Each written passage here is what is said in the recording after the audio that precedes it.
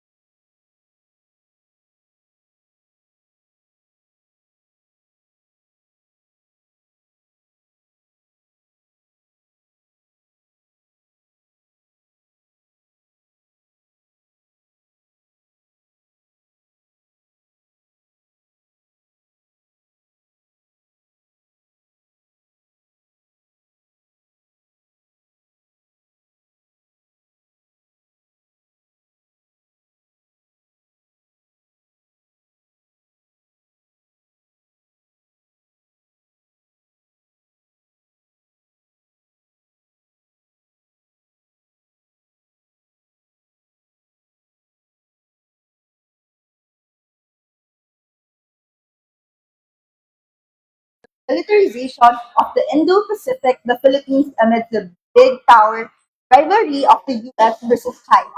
I am Kyla. And I am Rika. We're honored to be your host this afternoon as we delve into one of the most urgent and complex issues shaping our region today. How the growing tensions in the United States and China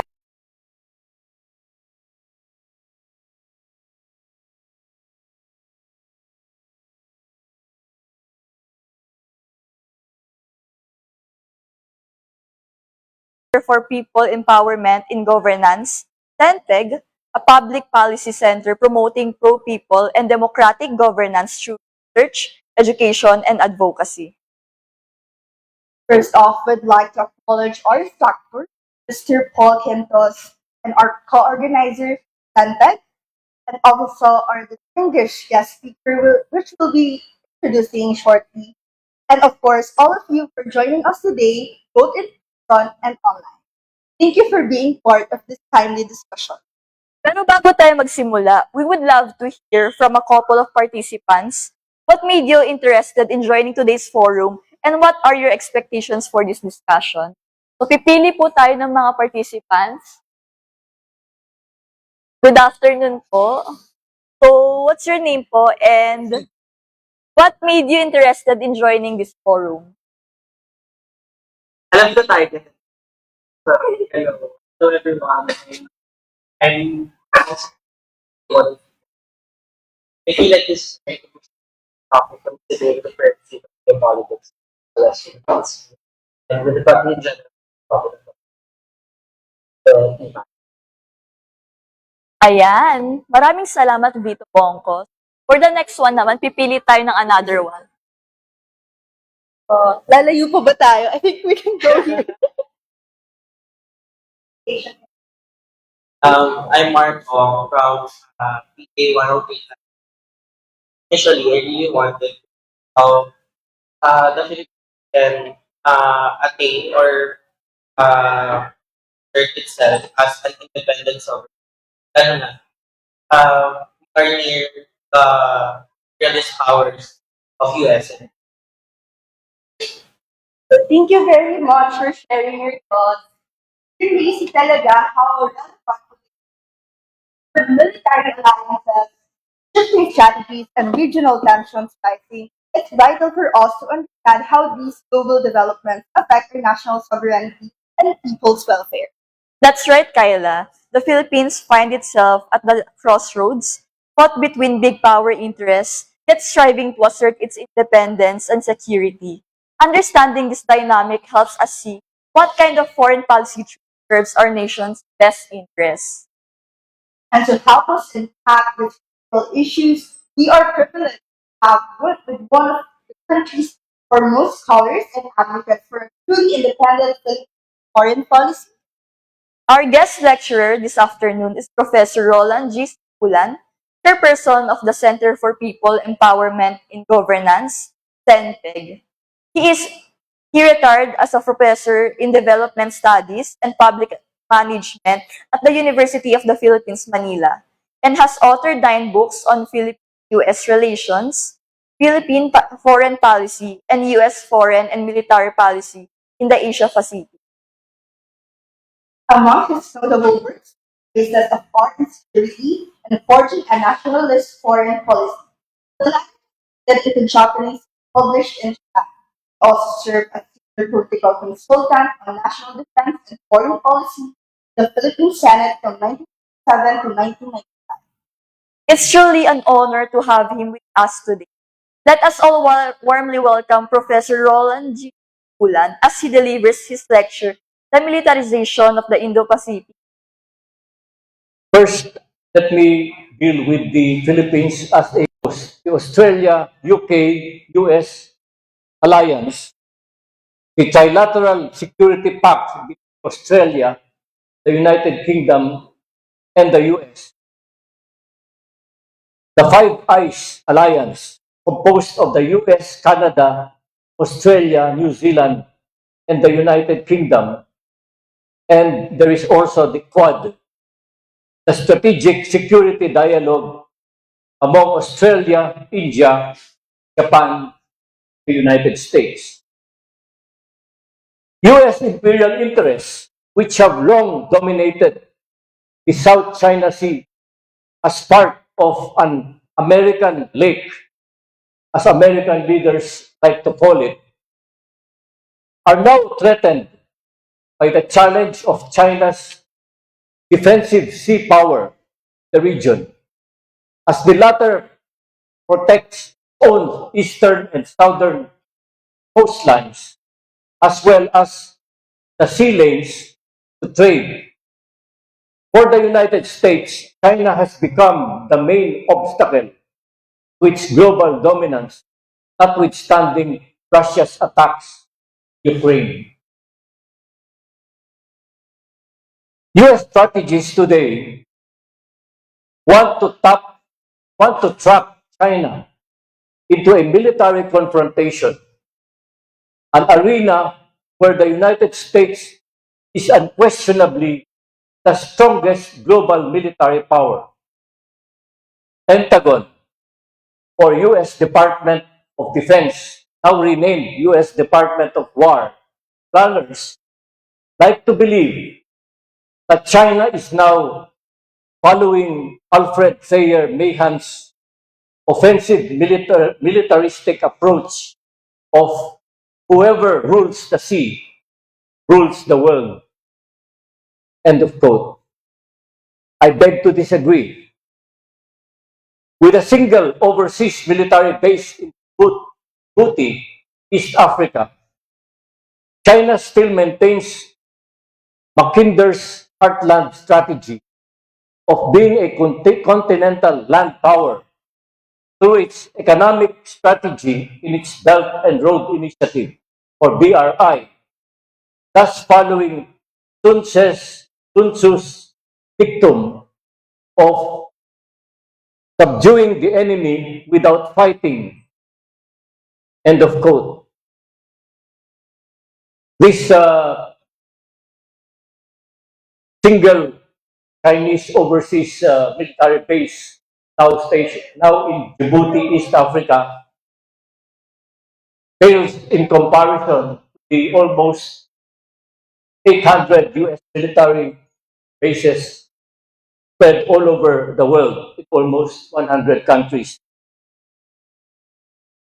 Through the Belt and Road Initiative, China intends to engage in a global infrastructure for trade and investments by linking the world's economic corridors from Asia, Europe, and to Africa.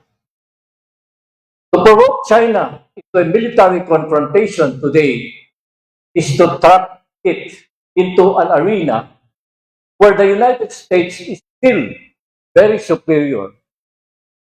The American chess pieces of 800 overseas military bases gunboat diplomacy in air, land, and military technology are more than 20 years ahead of China and are further bolstered by the 850 billion annual, actually this is nearly now $1 trillion for 2025-2026 US Department of War budget. The US continues to surround China in the Indo-Pacific with bases, carrier fleets, and submarines bristling with conventional nuclear missiles.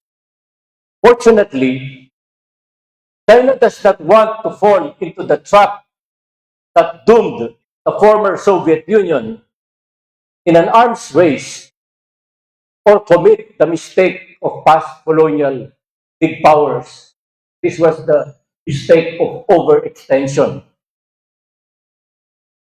This fierce geopolitical competition between the US and China inevitably involves the Philippines because of its geostrategic location.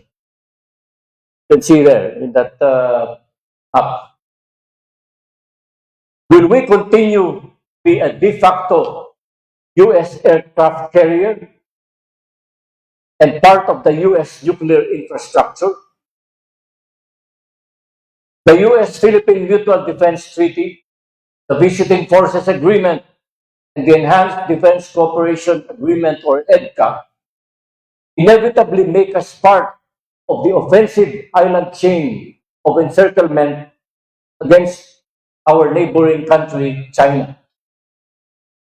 There is now an agreement with a US firm, Cerberus, for it to take over the Hanjin shipyard at Subic that will allow the regular repair, refueling, and docking of the US Navy fleets. Resisting the default role, all our nation can do instead is to become, I will discuss much later, a peacemaker while safeguarding its own interests and national security in what Southeast Asia has collectively long declared as, quote, a zone of peace, freedom, and neutrality, or ZOPFAN, which was an ASEAN declaration in 1972. We are a hairbreadth away from a miscalculation of grave consequences that threatens human existence.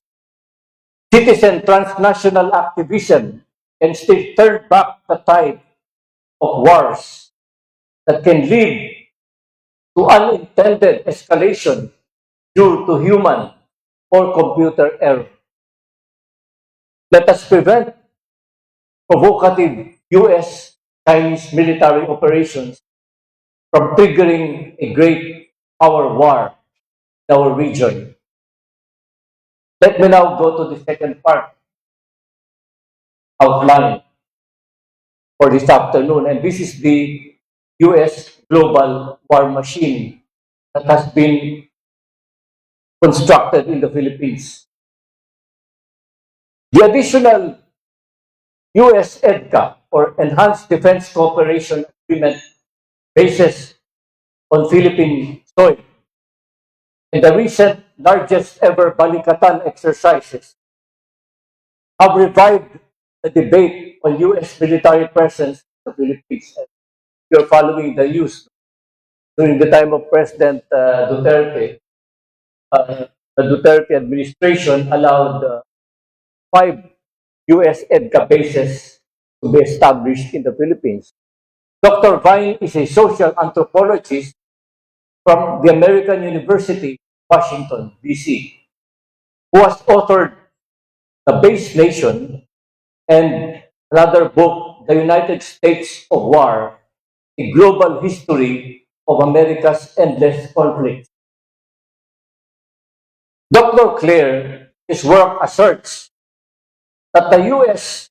core interests, the Indo-Pacific, are to remain the dominant military power, the Indo-Pacific, and to prevent China from replacing its Pacific status as an American lake. To achieve these goals, the U.S. maintains a formidable military presence in the region surrounding China, according to Clare. According to him, and I quote, the U.S. national security interests are really euphemisms for corporate and elite interests. Dr. Vine asserts that U.S. political and economic elites are trying to maintain the political, economic, military dominance of the United States in an era where China's power rivals that of the U.S. in economic terms. Since they cannot anymore compete with China on economic, even technological terms, Dr. Vine states that, I quote, for years, U.S. leaders have been using the U.S. military power to try to compete with China to maintain global dominance, end of quote. On the other hand, U.S. leaders have learned almost nothing from its wars of intervention. Dr. Clare states that U.S. forces are not very successful against highly motivated insurgents fighting on their home turf, as in Vietnam or Iraq and Afghanistan. And it has replaced the global war on terror with great power competition as its guiding strategic concept, assuming it has an advantage of the superiority of its weapon systems. Dr. Clare states in his works that the U.S. EDCA bases in the Philippines would support forward deployed U.S. forces by serving as logistical hubs and by housing such gear as air and missile defense radars, command and control systems, HIMAR missile facilities, and other long-range fires. End of quote. The United States seeks to use these installations in the Philippines as logistical hubs and temporary command centers in the case of a U.S.-China war over Taiwan, and as part of the build-up of the U.S. military power in areas surrounding the Chinese border. Dr. Vine, on the other hand, has no doubt that the U.S. bases in the Philippines would likely be part of a network of bases targeting China, and thus, quote, the Philippines would and surely is a target for the Chinese military, given that the U.S. bases in the country are a growing threat to China. This despite assurances by Philippine officials that the country will not allow these to be used offensively against China or other countries like Russia. Both Claire and Vine think that the current administration of Trump is moving in violation of the commitments it made to China when it recognized the mainland government as China's legitimate government. Actually, this commitment falls back against poverty, gender equality, even more. But unfortunately, Dr. Claire hints that, like, and to quote him, the top goal of U.S. grand strategy today is to remain the dominant military power in the Indo-Pacific region. End of quote. Such entails dominance of the sea, the space of China's coast, clashing with China's fundamental national security interests. Something that Claire declares as a quintessentially military competition and cannot be erased through the economic competition alone. Thus, war exercises have many purposes, including to threaten targeted countries and to further commit countries involved into a US-led alliance and subsidiary role as a proxy or auxiliary military force within the US military umbrella. This is what interoperability means, a term that they often use during joint military exercises. War is not inevitable. However, both leaders of China and the United States understand that the results could be catastrophic no matter who wins. In each case, the deployment of boats by both sides of their air and naval forces in close proximity in the region produces a high risk of an accidental clash with significant escalatory possibilities.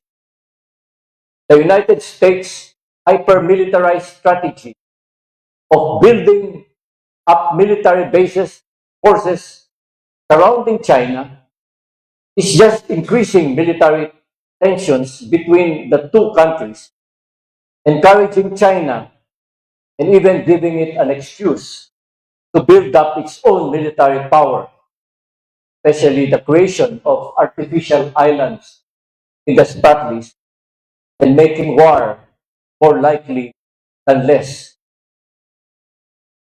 Unfortunately, also, the US, according to Dr. Claire, is ready to risk war with China to ensure its dominance of the Western Pacific region and to prevent China from replacing the US as the dominant power.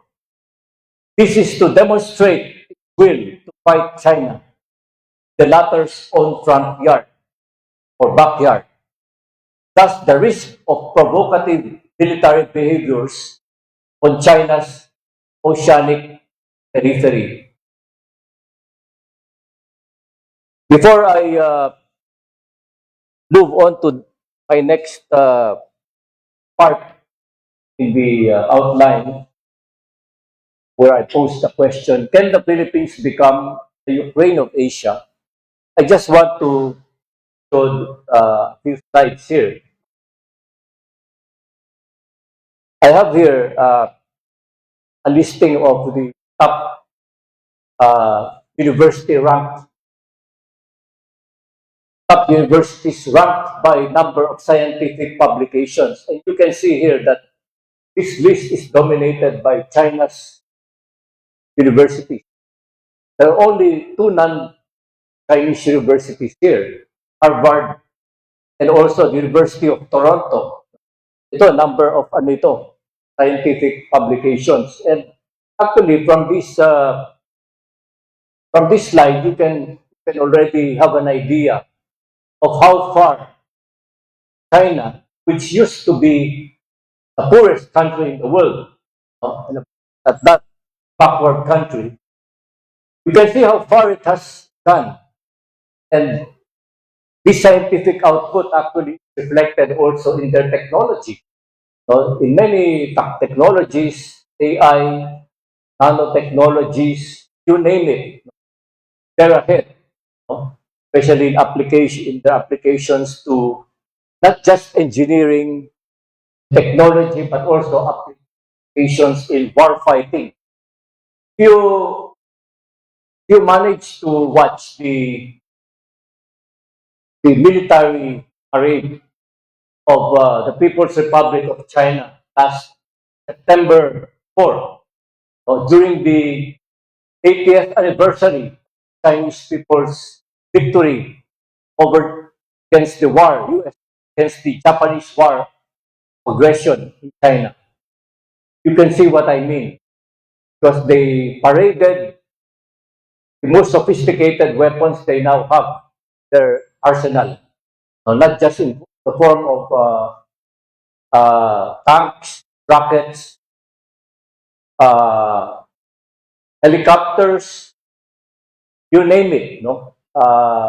They are anybody from the West, either from the US or Europe, that who watched that grand military parade, China, would be shocked at how far they have reached. Okay, next. Here.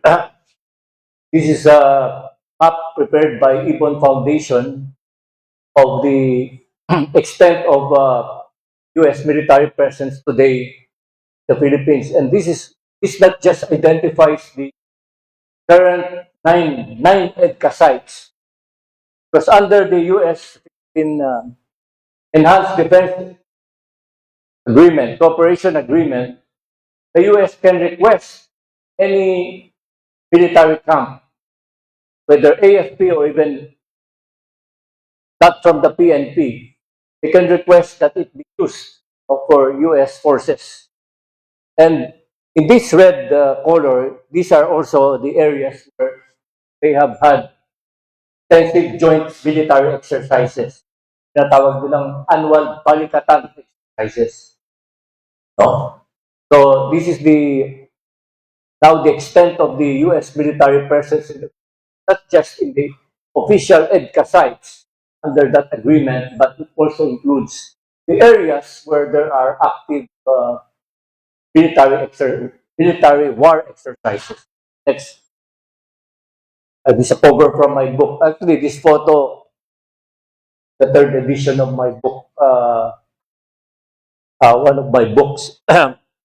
You can see from this photograph, itong ganitong klaseng mga scenes, no? Where there are military exercises conducted in our countrysides. No, nagiging yan, parang common sight, no? Many of our provinces. This one was joint military exercise held in Cagayan Valley. No? So the tank there, you can see, is disturbing the peacefulness of a barrio, one of the barrios. Okay, next. Here. So, magandang tingnan ito. Here is you can see from this slide the world's economic superpowers. From the biggest, based on their GDP, and is now led by China, and then also India, and the United States is now only third. It shows the estimated contribution in percentage of each country to the world's GDP between 2023 to 2026, 2028. No? Pati, kasama dito yung projection and because of the trends. So you can see how dito, how much China now has taken the US in terms of economic power. This economic power, of course, can easily be translated to military power, as it has already been translated into technological power. Okay, next. Ito yung major cities ng China, by the way, and ito ang Pilipinas dito, no? The major cities of China are also the sites of their manufacturing heavy industries. So many of the products that we use here are imported into the Philippines are manufactured by these cities in China. And you can see where this location of China in its southern coastline and eastern coastline, while it is also the symbol of their economic powerhouses, of course led by Shanghai and Beijing, but they're also the most vulnerable. No? Itong mga cities na ito and industrial sites. No? Bakit? Because if this area here became threatened or became vulnerable, coastal area, and here, the Philippines is just here. No?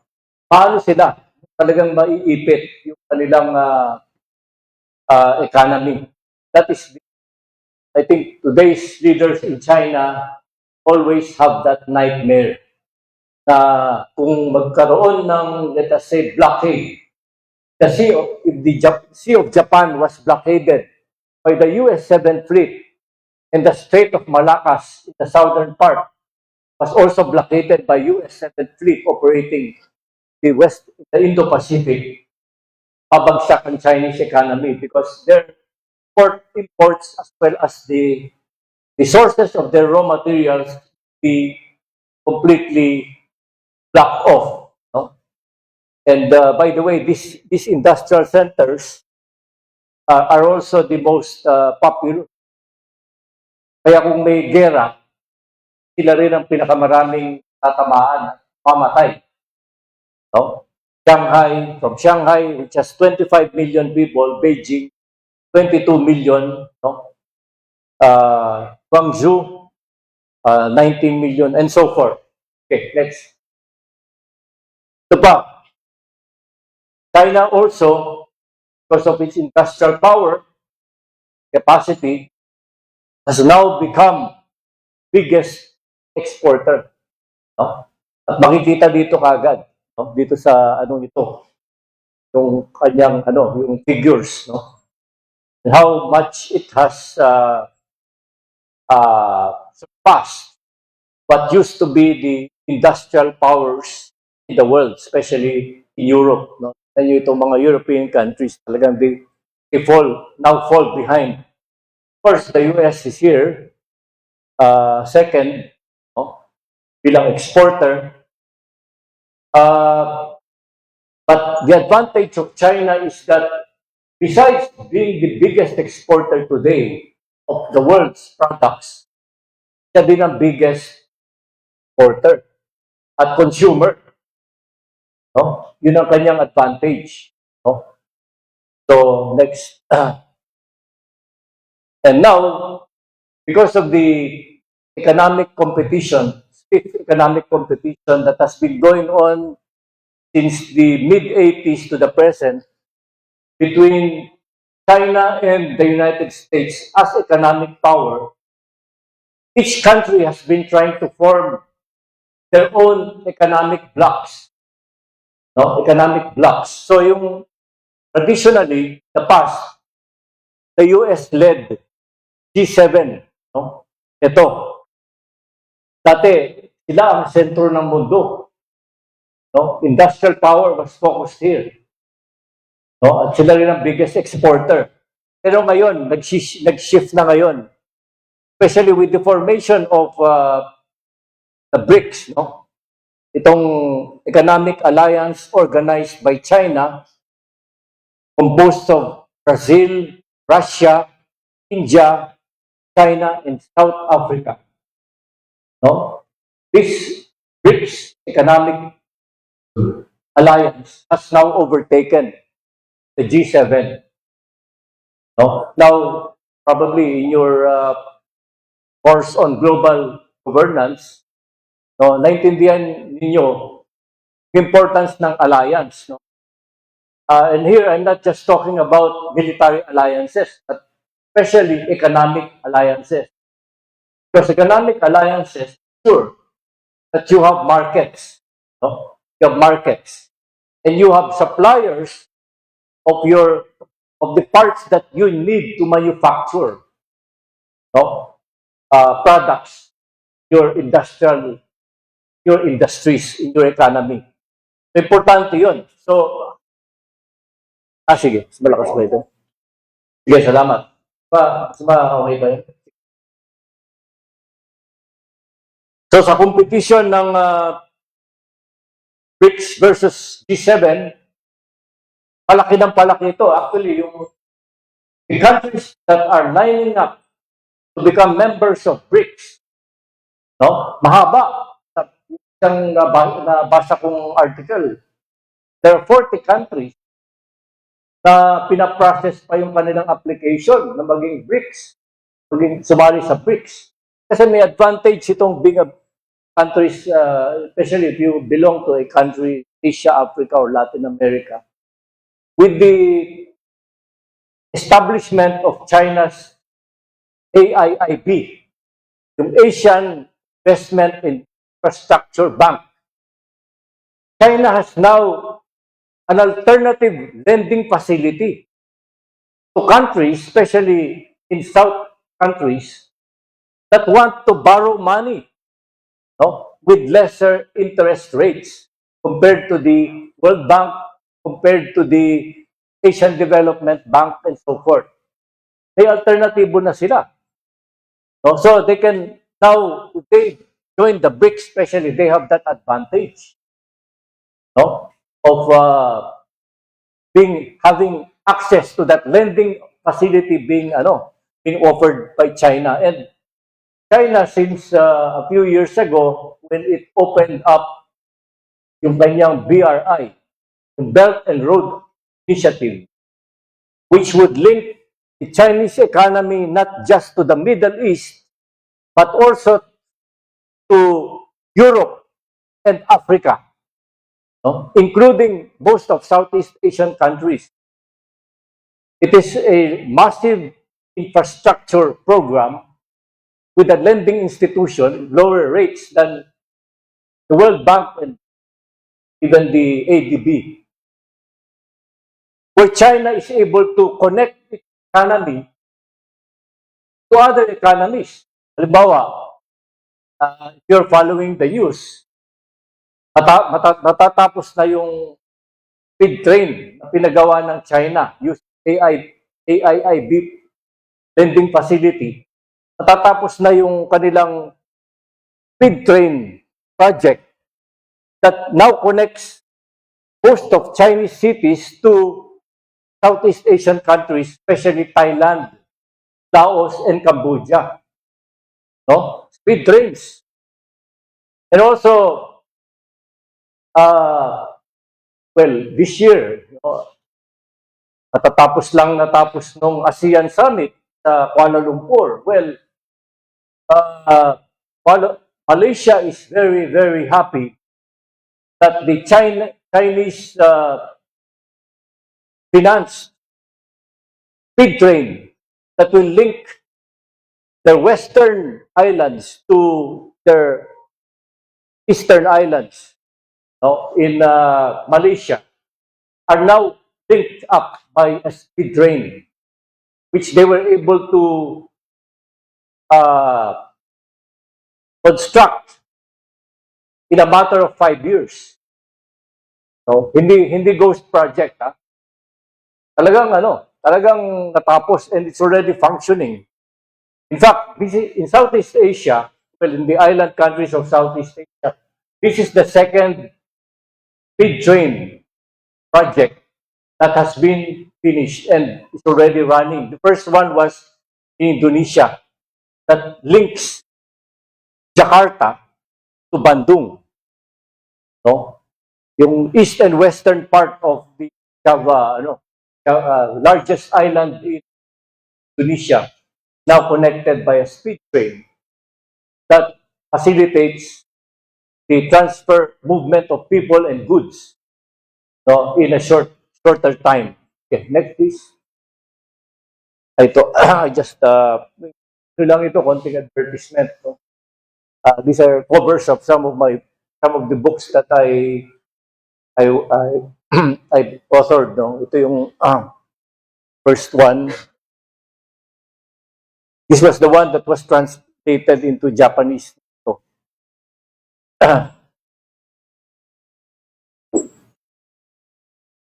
again, next. Yan. From one of the headlines of our newspaper, yung deployment of Typhoon and Nemesis missiles in the Philippines. No? Anyway, I'll discuss this more later. Yeah, this is a map showing the containment or practically encirclement against China of U.S. military forces. Actually, I was just updating myself the other night. In this area alone, in this part of Western Pacific, including Southeast Asia, there are almost 66 U.S. military bases surrounding China. No? And itong sinasurround nila, ito kasi ang China eh. No? They surround, make vulnerable the biggest industrial cities of China, which are also the most populous, by the way, dito. No?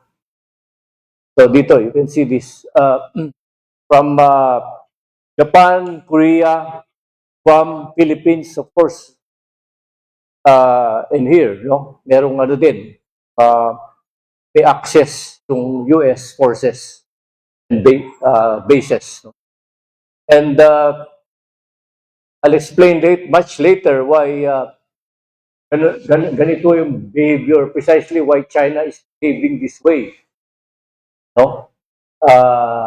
Harassing our Coast Guard, harassing our fishermen in the West Philippine Sea and South China Sea areas. No? Ito.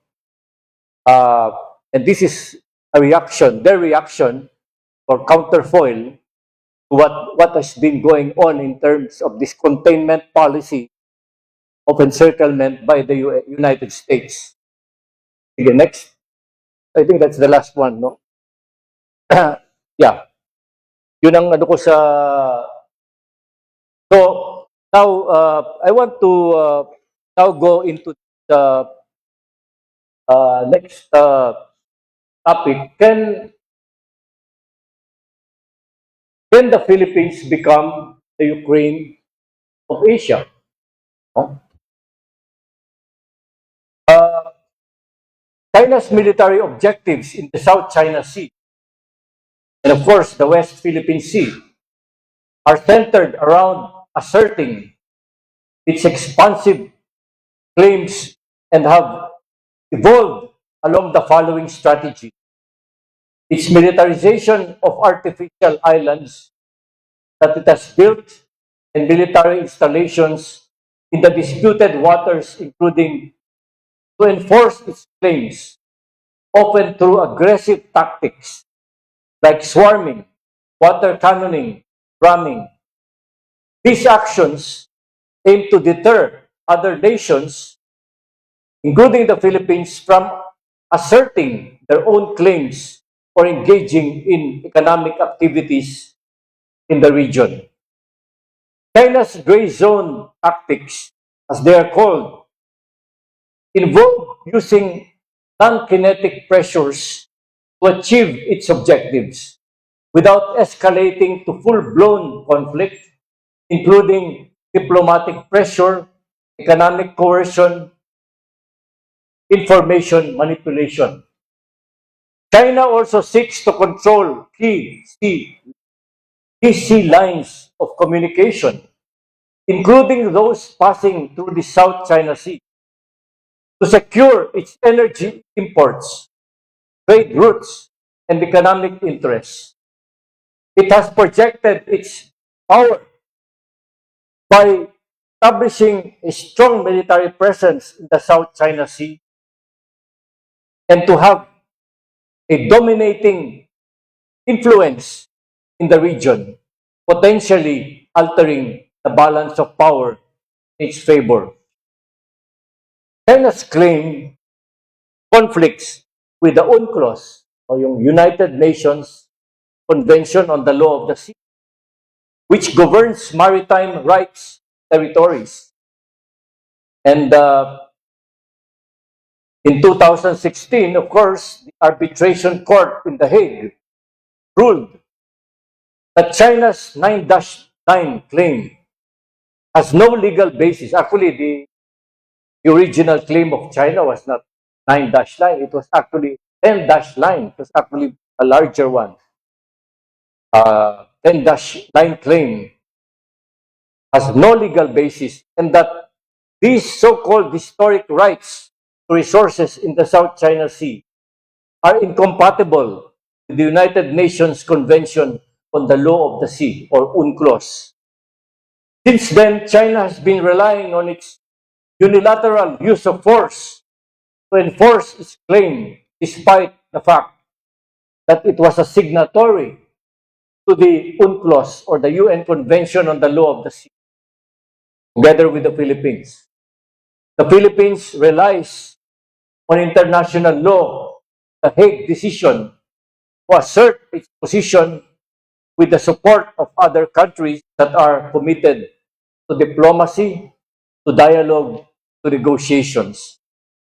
The aggressive actions of China in the West Philippine Sea have only led to a significant response from the United States, particularly in strengthening U.S. military presence in the Philippines through the U.S. EDCA bases, which have been increased and are now bristling with U.S. Typhoon, Tomahawk, and Nemesis missiles.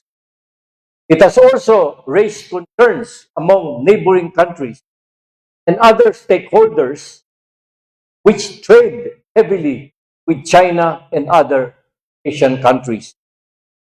The increased regional tensions have only led to the increased defense spending by ASEAN countries, a remilitarized Japan, South Korea, and even Australia.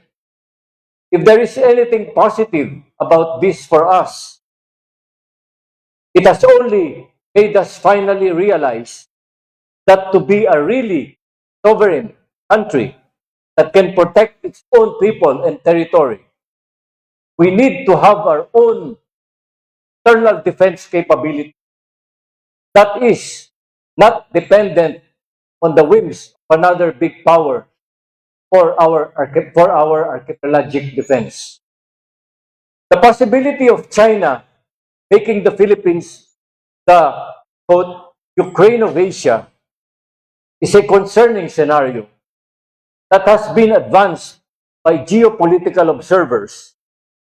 The Philippines and China, which mark their 50 years of diplomatic relations this year, 2025, have a complex relationship with ongoing disputes over territories and marine resources in the West Philippine Sea.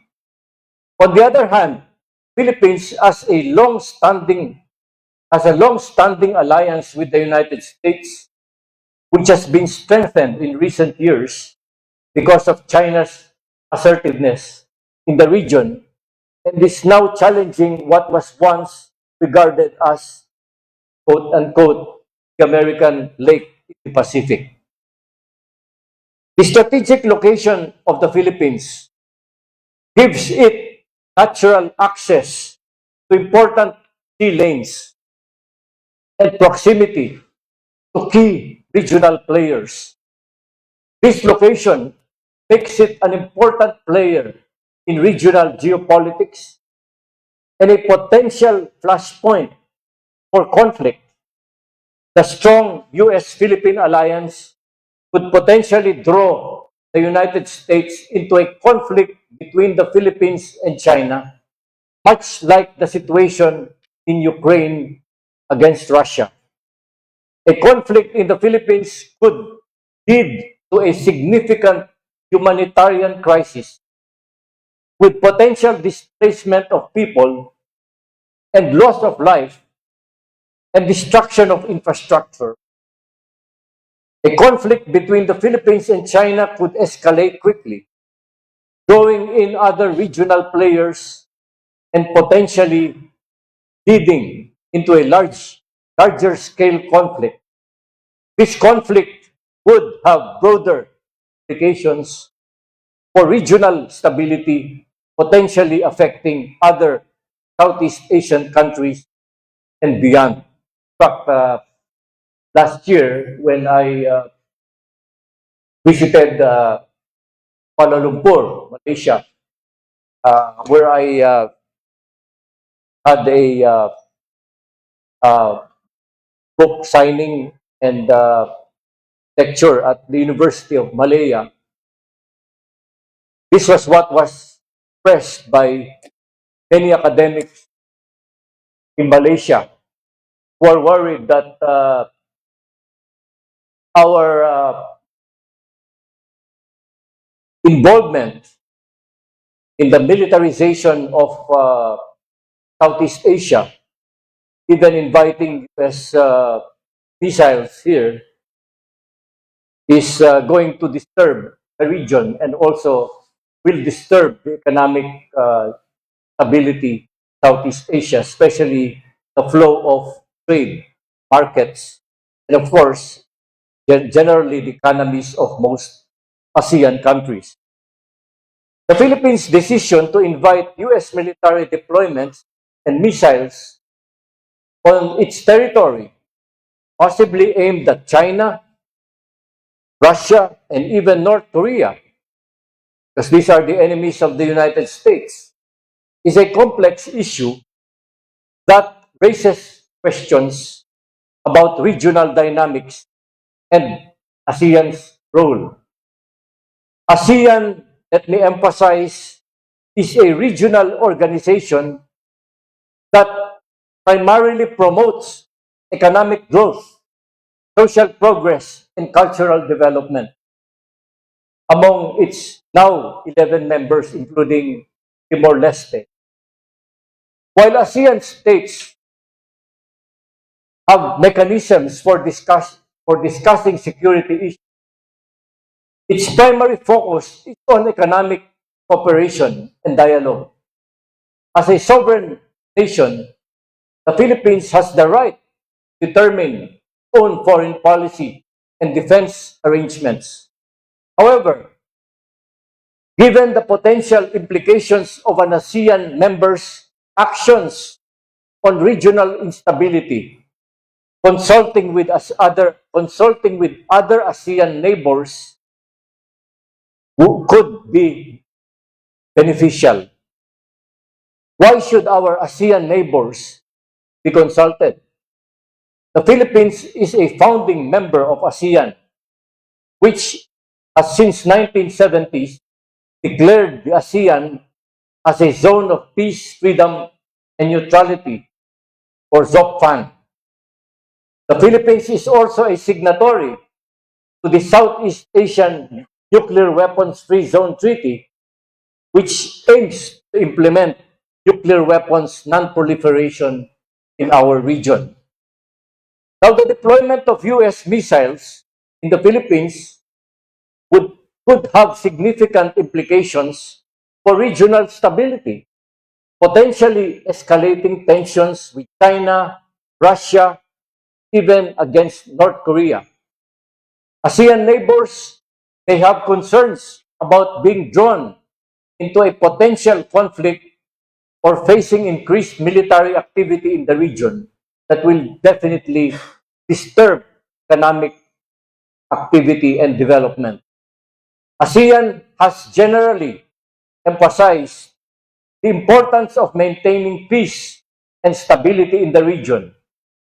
While ASEAN member states have differing views on security issues, consulting with neighbors could help the Philippines better understand regional perspectives and potential concerns.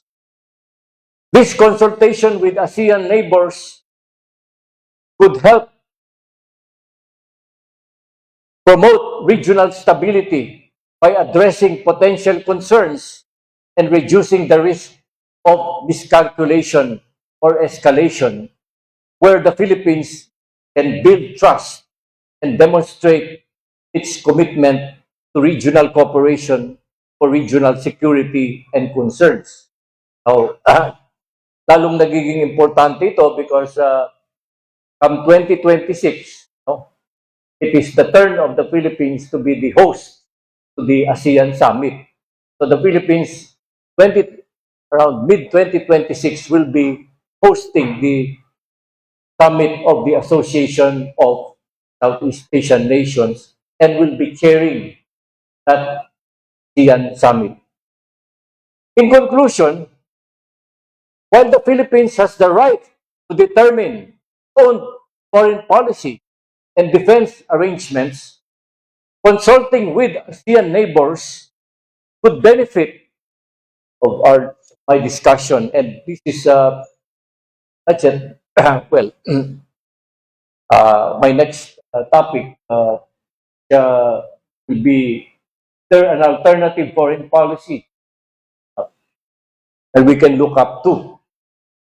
Now, in this era of fiercer competition and intense rivalry between the two big powers in Southeast Asia, how should small countries like the Philippines navigate their way to pursue their national from the early 1960s up to its complete victory in 1975 and eventual reunification of North and South Vietnam? By the way, last April 30, Vietnam celebrated 50th anniversary of their victory and liberation of Saigon, and also the 50th anniversary of the reunification of North and South Vietnam after that liberation of their country against U.S. military intervention. During what was dubbed as America's War in Vietnam, the leadership of the Vietnamese Workers' Party navigated its way to get maximum support from both the former Soviet Union and China, which had become fierce protagonists in the 60s and 70s, the result of which was getting maximum support from both countries in terms of material, diplomatic, and while China has common land borders with North Vietnam, making China a main source of its tourists, investments, and exporter of Vietnamese goods. What are these four no's? According to Vietnam's defense white paper early 2019, Vietnam has pursued a non-aligned foreign policy in connection to the rivalry of the two big powers. First, no military alliances, both bilateral or multilateral, that are aimed against other countries. Number two, no siding with one country against another. Third, no foreign military bases and no using of Vietnamese territory to oppose other countries. And fourth, no using force or threatening to use force, foreign relations, and the settlement of disagreements and disputes. Now, this set of policies has enabled Vietnam to develop good relations with most countries and peoples of the world, as well as international organizations, while showing respect for each other's independence, sovereignty, and territorial integrity, and non-interference in each other's internal affairs. At the same time, Vietnam has shown that it can resolutely and fiercely fight for its interests, as when China tried to bully it along its common land borders in the north, or when China tried to deploy an illegal oil rig in the Paracels, which Vietnam mantled as an assertion of its rights as a sovereign nation. And while Vietnam is also one of the claimant countries in the SPAT list, including the Philippines, by the way, and Taiwan, it does not invent a fictional tale. Unlike its closest northern neighbor, China, which has invented the so-called nine-dash line to claim islands and waters for itself. So this has already been thrown away by the 2016 Permanent Court of Arbitration in The Hague, and is now considered a judgment based on the tenets of international law under the United Nations Convention on the Law of the Sea.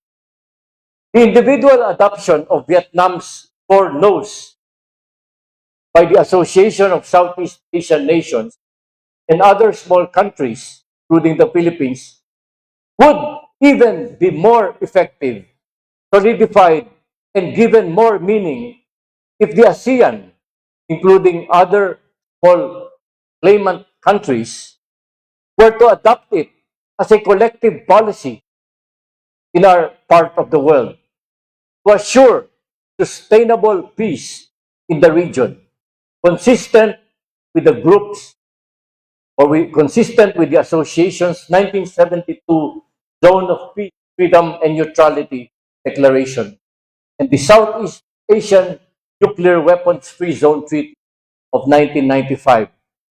At best, it can evolve as a collective treaty for peace and disarmament in a region that has shown that conflicts and warmongering can only benefit the merchants of death through their super profits at the expense of the people, especially the civilians who are always caught in the crossfire of senseless wars. The Vietnam Coast Guard has been beefed up by its leaders as a response to the aggressive and ridiculous claims of China over the entire South China Sea. What the Vietnamese Coast Guard lacks in size compared to China's monster ships, it makes up with quantity. Small but modernized vessels that can effectively swarm over and surround larger vessels of the Chinese intruders. According to a report, the Vietnam Coast Guard, the South China Sea, now a force whose rank at the moment is second to none Southeast Asia in terms of the number of vessels and overall capabilities. It is a self-reliant force that relies on the resources and ingenuity of the Vietnamese nation and people that defeated the French colonialists, the American imperialists, and more recently, Chinese hegemonies. Let me now go by final part of my discussion, and this is where I will take a conclusion. Well, as an alternative uh,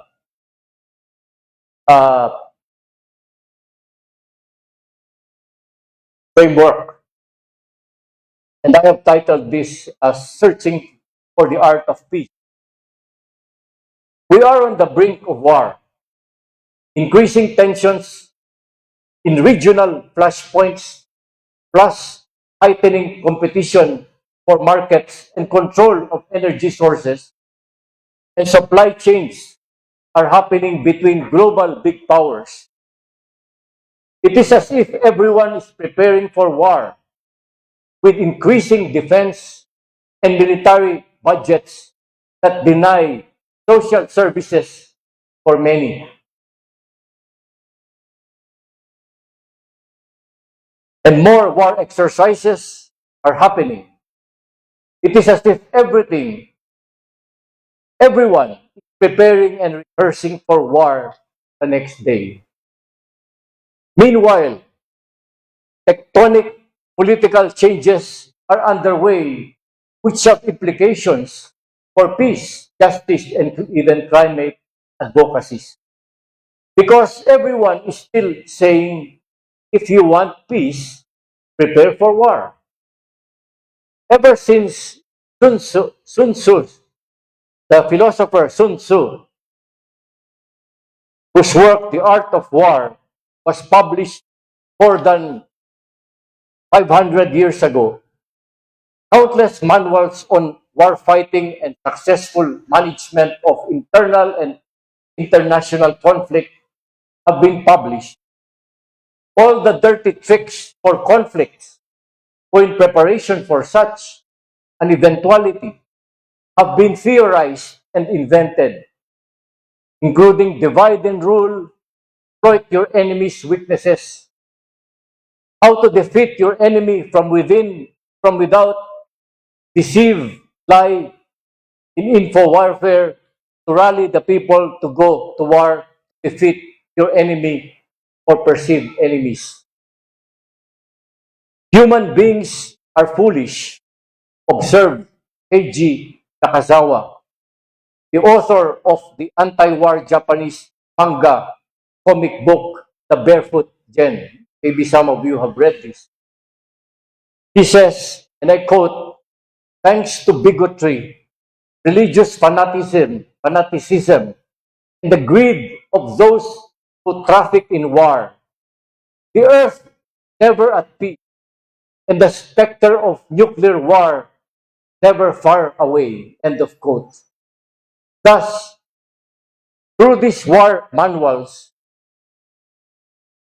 we can learn and understand the art of war. But is it not possible to also learn and prepare and study the art of peace? But in the real politics of international relations, while every country gives precedence to its own national interests, can peace not be consistent with each nation's interests and survival? If our world today, now brimming with nuclear weapons and other weapons of mass destruction, peace has become immoral and ethical alternative. In the preparation and rehearsal for conflict and war, nations use historical revisionism, even use fiction like the Nine-Dash Line, disuse or the distortion of historical facts, utilizing military power, soft power, and even sharp power, including asymmetrical warfare to prepare, destroy one another. Can the business of the strongest powers be the business of peace instead of the business of war? Can nations not have a peace economy instead of a war economy? It has been said for a long time that the business of the United States is war, as it is the largest exporter of weapons and thus the biggest merchant of death. That is why the economy, the US economy, and foreign policy is captured by a war industry that profits from endless conflicts and forever wars, as they call them.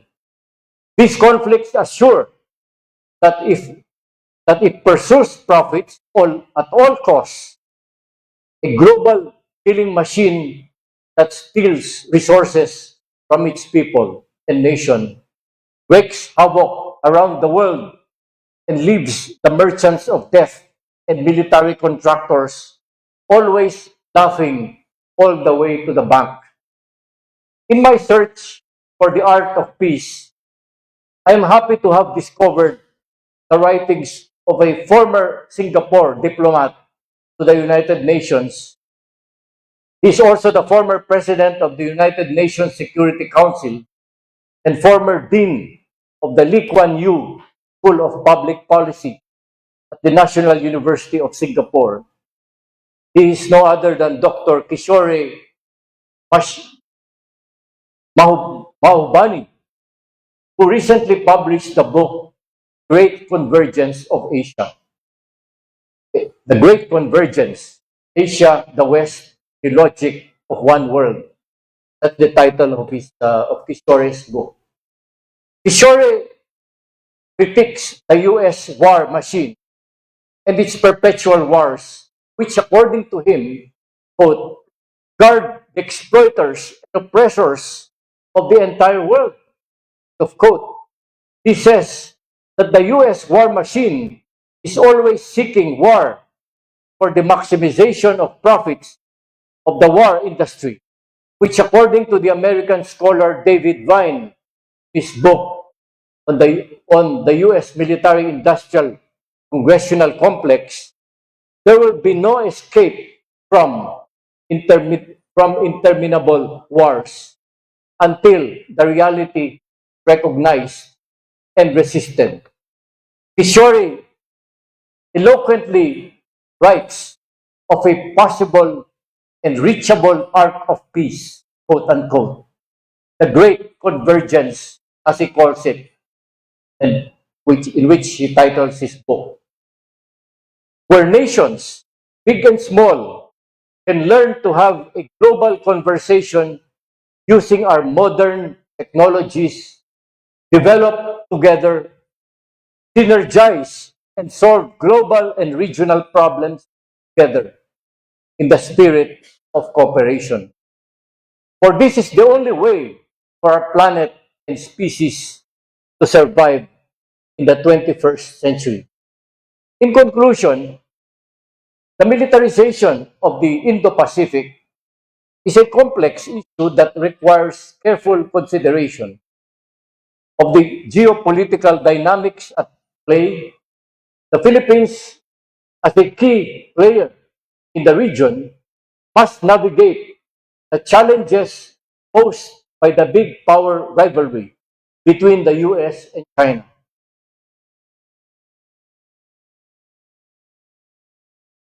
As we move forward, it is central to prioritize diplomacy, cooperation, adherence to international law, and to ensure peace and stability in our region and our planet.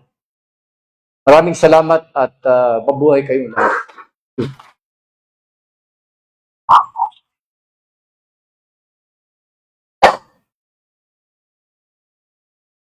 I'm dito sa open forum. Yeah, I'm willing to answer your questions. Also, thank you very much again for the thought-provoking presentation. Judgment.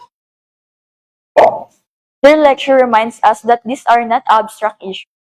They affect our economy, our security, and our future as a people. It challenges us to think critically about the need for an independent, people-centered foreign policy. At this point, we now open the floor for our open forum. If you have any questions, please raise your hand, or you can also send a question to the chat or to Mentimeter at mentimeter.com, the code 699506. Again, the code for the mentimeter.com is 699506. So let's proceed first with the question the Mentimeter.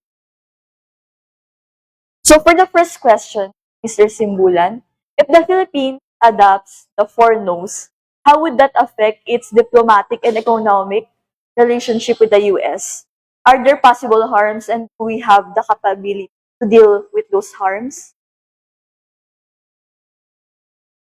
No. Actually, if that is the fear, that will not happen because that same argument was used. Remember in 1972 when the Philippine Senate made the rejection to not renew another U.S.-Philippine basis treaty after the expiration of the old 1947 military basis agreement. The United States was saying, or there were people saying, our relations with the U.S., will suffer. You do that, the breaking of ties, which did not happen. In fact, if you look at the years even after the Senate decided to check the basis, the U.S. Philippine military cooperation even improved. No, the only thing that was lacking here, my critique. This is where my critique lies. Foreign policy. We did not take advantage of that opportunity to shift our or restructure our defense and armed forces uh, strategy because the removal of the U.S. bases in the Philippines, on which we had for many decades relied on for our external defense completely. No, we did not replace it with one that was controlled by us. In other words, wala tayong sariling external defense force na dinevelop natin kagad. Pero meron sanang, actually, may balak sana. Remember, this was the period of especially that decade when we had our centennial for our independence. No? The Philippine government actually sold many hundreds of hectares of AFP military reservations, including what is now the Bonifacio City. Dati bahagi ng Fort Bonifacio yan, which was a military reservation of the Philippine Army. No? Binenta yan, as well as other military reservations in the country. Binenta yan sa private sector para yung pondo gamitin sana sa modernization ng armed forces. No? Modernize it, especially for external defense. Shifting from internal defense, counterinsurgency internal defense to external defense. But that did not happen because of corruption. Kasi yung pera sana gagamitin sa modernization. No? Napunta sa kung saan-saan. No? Especially to corruption, the pockets of several politicians, those who were managing that money. So, hindi nangyari. So, we still kept relying on the United States. In fact, kaya hindi nagtagal, ay 1999, kung nagkaroon ng negotiations where they started the US negotiated to have a visiting forces agreement, no, para makabalik sila dito, no, under the cover of these joint military exercises. Ayun. Since walang hindi kagad kinasa. Hindi kinasa yung alternative. We had a plan. The government had a plan to shift and from the military use of the former U.S. military bases to their economic and uses. Kaya nga yung what used to be Clark and Subic, na-convert into economic zones, no? Di ba? Where we invited investors and so forth, ma-develop yan. No? Nangyari yun. Okay yung economic conversion. Pero yung modernization ng armed forces, for external defense, that did not happen. Because had we done that, perhaps we could be more closer to what Vietnam did. Kasi in Vietnam, talagang in Vietnam fought many hard battles, struggles. No? They fought the French, fought the Americans. No? A almost 20-year war. No? Pinalaban nila strongest super military power in the world. Natalo pa nila. Tapos later, after the war, ginera sila ng China over the border. No? And they survived that. Because they, as I said, doon nila na-develop yung kanilang foreign policy, yung foreknows nila. Kasi kahit na yung magkakaaway, kalaban, na-allies nila pero magkakaaway, they were able to maximize the support from the Soviet Union and China, for example, no? In the War of Liberation. Kasi matindi no ang away ng China versus Russia. No, matindi. Especially yung along the Chinese border with Russia. Hindi talaga, pero they were able to navigate through that and maximize the support they tapped from both countries to win their liberation struggle. And now, ginagamit nila yung experience na yun dito sa pag-navigate dito sa foreign policy nila amidst the China versus US rivalry in our region.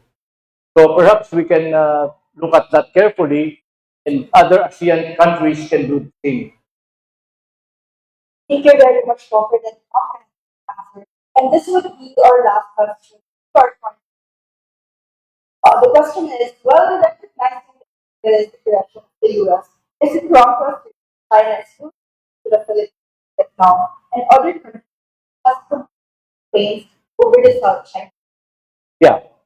Well, of course, although I'm critical about China, lalo na yung what its intrusions in the West Philippine Sea, but ina-admire ko rin ng China when it comes to how the matter of a few decades, according to the IMF, in a matter of 4 decades, they were able to liberate almost 800 million Chinese people from extreme poverty to become middle-class people they are today.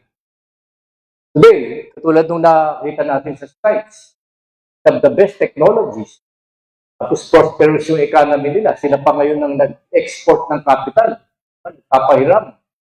No? And they have outmatched United States and most of Europe in terms of technology industries. No? Ano nila? They've gone a long way.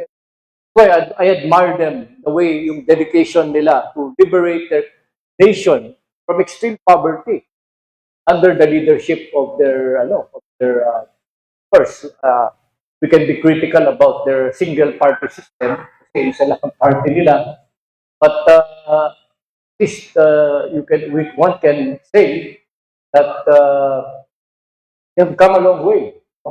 And that's why but I am very critical of what they're doing in the West Philippine Sea. So, siyempre, nakaka-apekto yan sa mga mangingisda natin. And of course, even our national dignity, Coast Guard natin, na ginagawa lang yung trabaho nila, pero nasusugatan, natutulan ng kamay, fingers, no? That's not good, no? And but I think that whether we like it or not, we should, in the long run, we should try to be friends with China. Kasi di natin maano eh. Sa tayo magagawa, kapitbahay natin yan eh. No? Kapitbahay natin yan. Eh, kasabihan nga eh. It is better to have close, ano ba yun? Hindi, not enemy. It's better to have close neighbors, di ba? Than distant relatives. Kasi minsan may relative ka, hindi mo naman maasahan, malayo. Neighbors na to friends with your neighbors. Yan sila. In the same way as we should be very close friends with our ASEAN countries who are our neighbors. Ngayon, 11 na tayo. Yan. And ASEAN, as a bloc, as I emphasized, is not a military alliance. It's not a military bloc, an economic one. That's why ang primary concern nila, yung stability, peace and stability in the region, especially South China Sea. Kasi if there's conflict, that will disturb the trade here. No? Almost 580 million people of the 11 ASEAN countries. They also happen to be the biggest trading partners of China, by the way. No? Kumikita dyan ng China at sila rin kumikita sa mga Chinese products na pumapasok sa ano nila. No? So, it is not everybody's interest that conflict. So, that's why dapat magtulungan.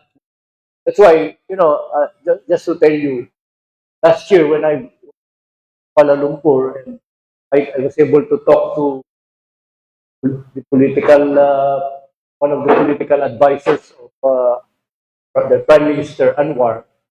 Sabi niya, sana man lang ang Pilipinas kinukonsulta sila, other ASEAN countries, before we invite US missiles in our territory.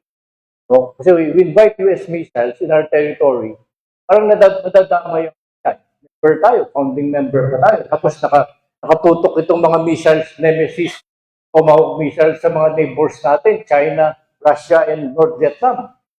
They're close trading partners of most ASEAN. Kaya yung ASEAN, ito yung complication niya. You cannot hard for the Philippines to win them over. No? To the side of the Philippines, kasi yung to support US encirclement policy, containment policy ng US. Difficult because why would they want to threaten their major trading partner? O yung major donor nila ngayon sa infrastructure. They don't want to disturb the stability. So sana man lang daw, kinoconsult natin sila. I hope, well, we can take advantage of that using ASEAN and its potential role, especially when we chair ASEAN Summit next year, 2026. Palagay ko, kung magiging ganyan ang Pilipinas, para tayong peacemaker pa, baka lalakas pa yung chance natin maging non-permanent member ng Security Council. Di ba kasi nag-ano yung PFA? We're lobbying for that. Trying to lobby with other. Sige. Thank you. Thank you to everyone who shared their thoughtful questions, and of course, our heartfelt appreciation to Professor Simbulan for sharing his valuable insights and experience with us today. To formally express our appreciation, we now call on Sir Paul Quintos for his closing remarks and to present the certificate of appreciation to our guest lecturer. Maraming salamat ulit, Professor Roland Simbulan.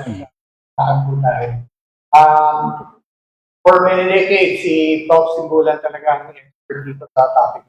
Ngayon, nag-evolve na yung on point and analysis. We're all benefiting from that. Pero, hindi ko napapaan dahil baka may klase attending to 2:30. So, on behalf of FITAG, we send this certificate of appreciation to Professor Roland Simbulan, Chairperson of Center for People Empowerment and Government. In grateful recognition of your individual contribution as guest speaker in the generational discussion on the militarization of the industry, presented this 6th day of November 2020. Salamat, sir. Thank you. I will give a warm round of applause to Salamat din. Professor Simbulan. Tagal na ako So hindi before we end, we nag-face-to-face invite lecture. everyone for Photo Puro- opportunity. puro Kaya pala nung request ko sa inyo, online. Oo, ay, Thank you, everyone. Let's take Okay, Sige. picture daw.